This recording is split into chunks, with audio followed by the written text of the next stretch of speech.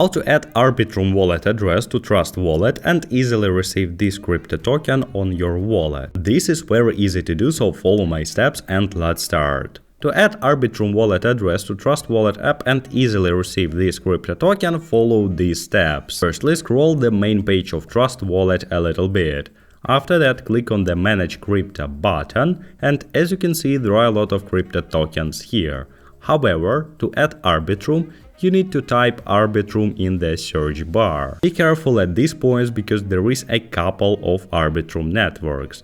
If you choose the wrong one when sending your tokens, they may not arrive in your wallet. So make sure to select this one and click on it. Now the Arbitrum token is on the main page of your Trust Wallet app, and to receive this crypto from someone, click on it, then click Receive.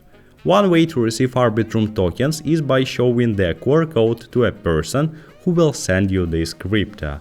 Alternatively, you can also receive Arbitrum crypto token by copying your Arbitrum wallet address.